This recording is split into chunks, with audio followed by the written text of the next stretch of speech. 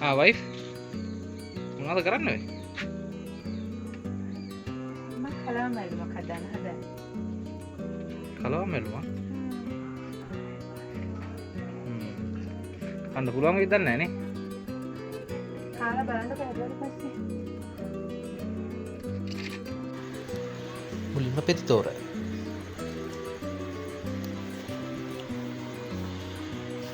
ඔන්න තුඹ. ඊළඟට පෝප්පකොළ. අලිගැට peer. මෑදළු. ඇම්බරෙල්ලා.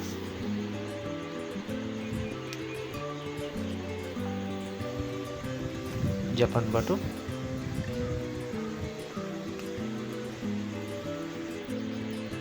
Fashion දළු. අවසානයට ගිනිතිල්ලා. මේ අරුණගේ වතුර ටිකක් එක්කම කරගත්තා. දැන් තියෙන මේ ටික හොඳට හොදගන්න. මතක තියාගන්න ලුණු ටිකක් දාලා හොදලා නම් ගොඩක් හොඳයි. ඉතින් මේක හොඳට හොදගෙන පැත්තකින් තියලා ඊට පස්සේ අපිට තියෙන්නේ මේක හීනයට ලියා ගන්න. යාළුවනේ මතක තියාගන්න අපි කොළ 9ක් මේකට එක්කම කරා. ඔයාලා හිතනවා ඉතින් මොකද කියලා. එක කොළ වර්ගයක හරිය 20ක් තියෙනවා නම් කොළ 9 මේක වුණා වාස්තේ ඒ 20 අයින් වෙනවා කියලා තමයි අපි අහලා තියෙන්නේ. ඉතින් මේ විදිහට හීනයට ලියාගත්තට පස්සේ අපි ළඟට පොල් ටිකක් ගා ගන්නවා.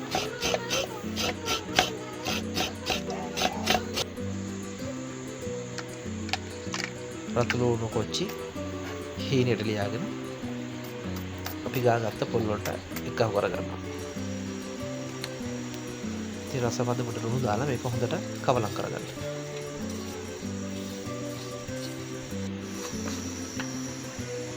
ඔන්න අපි ඇතුලියක් ලිපේ තිබ්බා. දැන් තියෙන්නේ මේ පොල් ටික එකව කරන්න.